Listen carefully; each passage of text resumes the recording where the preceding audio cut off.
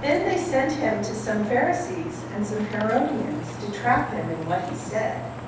And they came and said to him, "Teacher, we know that you are sincere and show deference to no one, for you do not regard people with partiality, but teach the way of God in accordance with truth. Is it lawful to pay taxes to the emperor or not? Should we pay them or should we not?" But knowing their hypocrisy, he said to them, "Why are you putting me to this test? Bring me a denarius and let me see it." And they brought one. Then he said to them, "Whose head is this and whose title?" They answered, "The emperor's." Jesus said to them, "Give to the emperor the things that are the emperor's, and give to God the things that are God." And they were utterly amazed.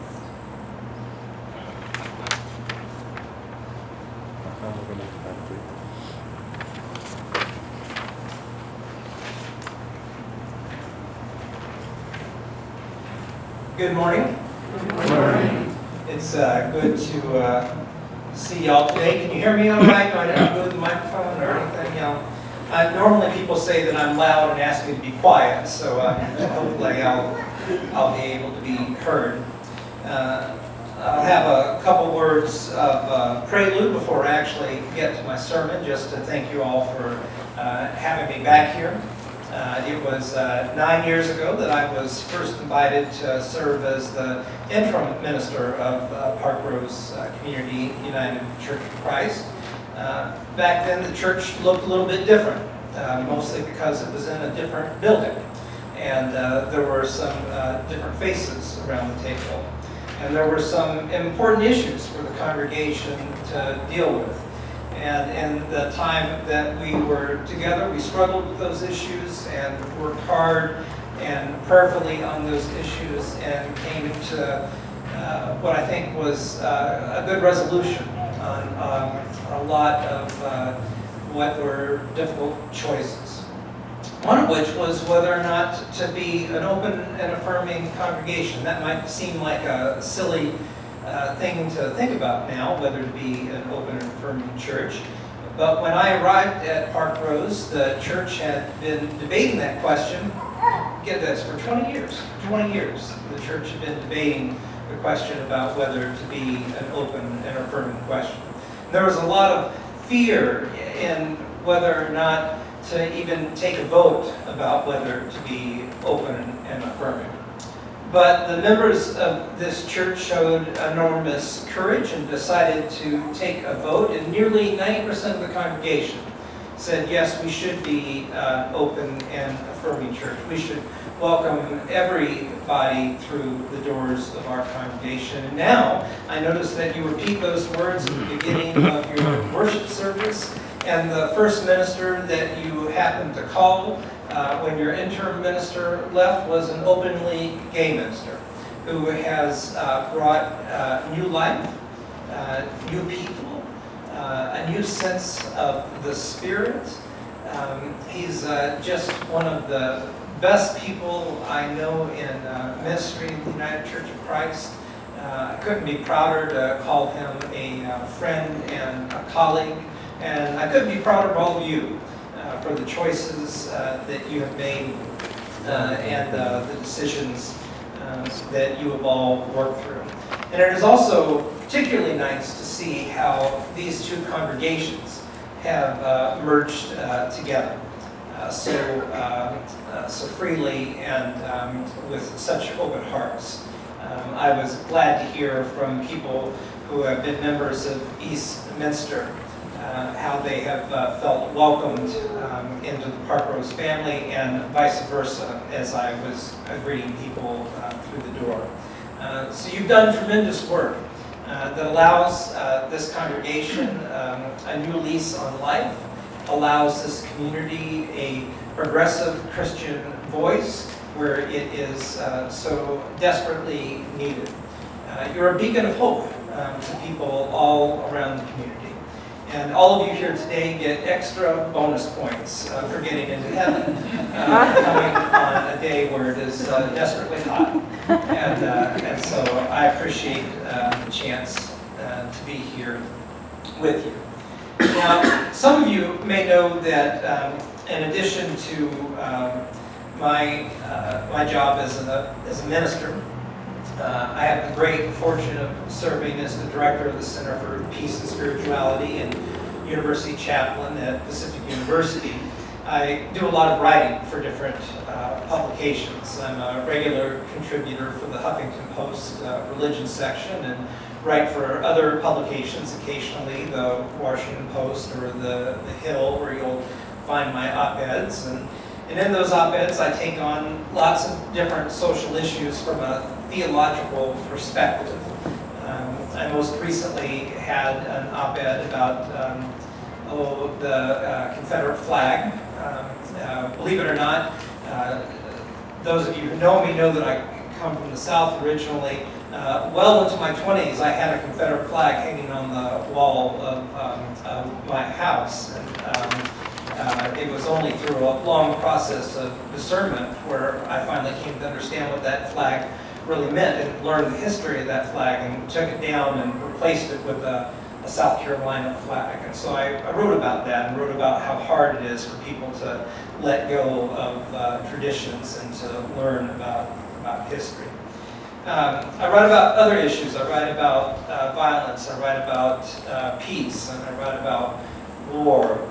And I also spend a lot of time writing about economic justice, how it is that we as people of God respond to each other, how we can best be our brother's keeper, how we can best be our sister's keeper.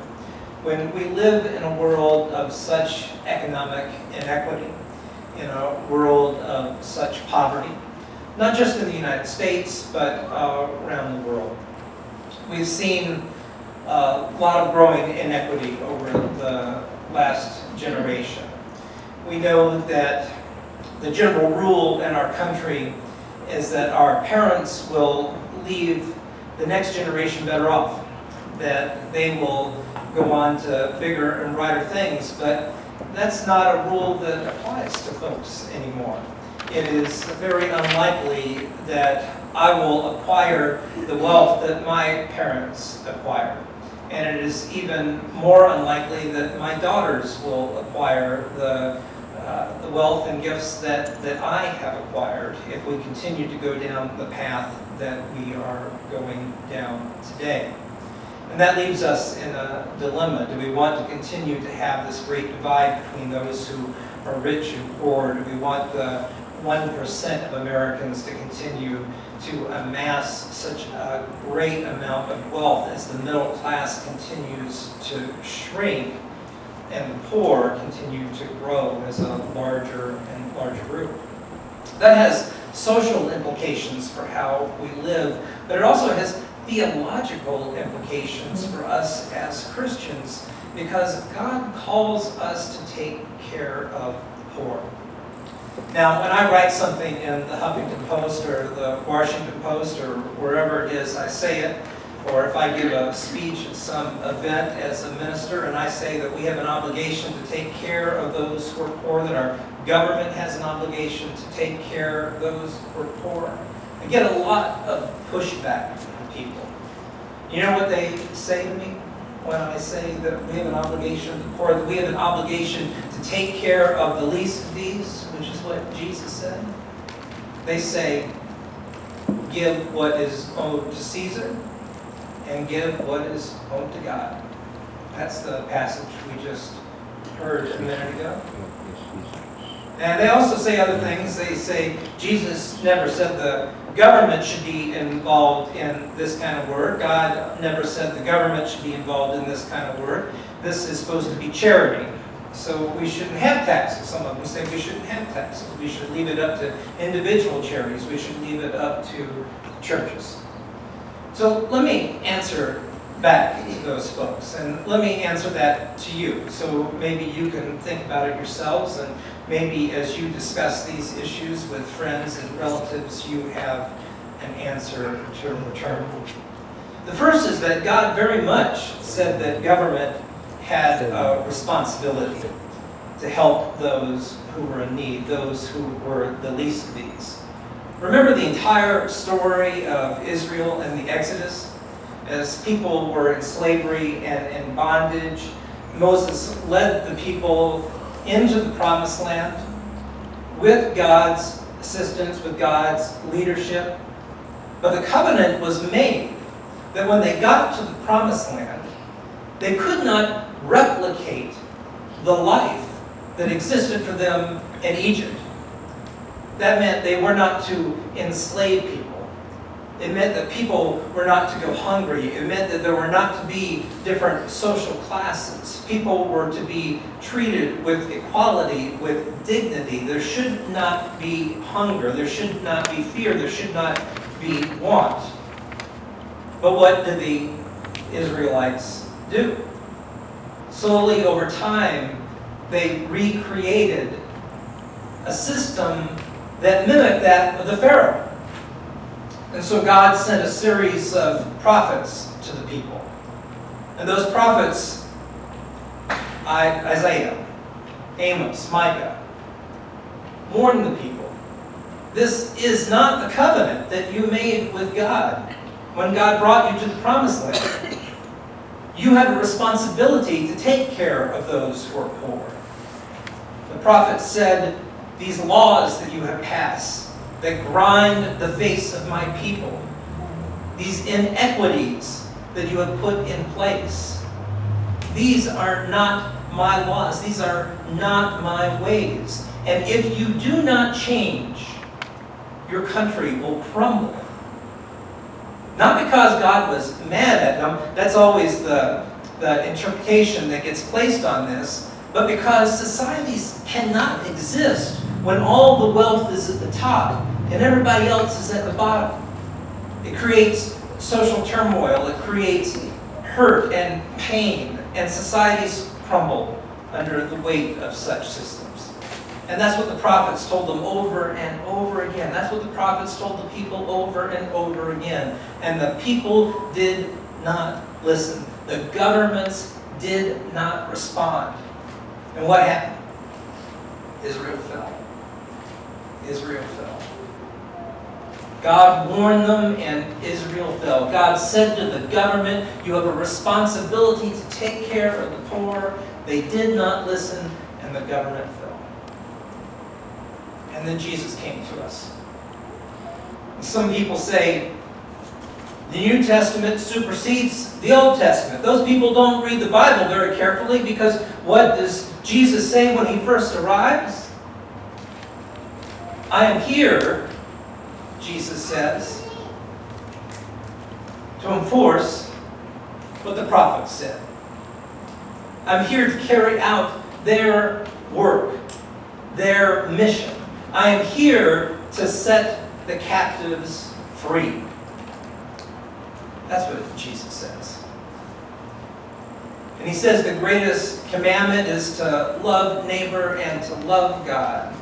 And how can we live out that greatest commandment when we know that there are children in our communities that are homeless, that are going hungry, that there are families in that situation? How can we live out that community when we know that our Senate voted just again last week to try and take away health care from 30 million Americans after we finally got health care for people? They lost that vote, but they're going to try again. They voted over 200 times now to try and get rid of the Affordable Care Act, something that's been endorsed by the United Church of Christ and the National Council of Churches is one of the most important moral victories since the Civil Rights Act of the 1960s. So let me go back to our scriptural passage. The other thing that they say, give to Caesar what is Caesar's and give to God what is God's. And what they are trying to say in that is that we don't have a particular responsibility to help those who are poor because we should just do charity. But here's what Jesus was saying in that passage. And it's important to note the context. Who are the two groups of people who come to meet with Jesus, to test Jesus in this story. The Pharisees is one group, and a group of followers of Herod, Caesar's representative of the Roman occupation, come to Jesus.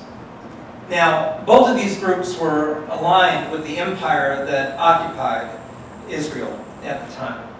Most Jews were not supporters of the occupation, of course, but there was a small group of Jewish leaders who were collaborators with the occupation, as happens in any occupation. Christians have been collaborators with Hitler.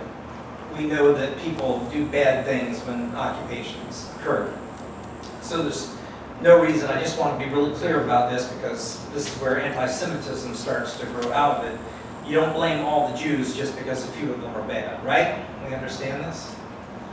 So some of these Jews came and along with some of the representatives of the government, and they said, should you pay taxes to Caesar? And Jesus knew they were trying to trick him. And so he said, show me a coin. Now when he did this, he knew exactly what was going to happen.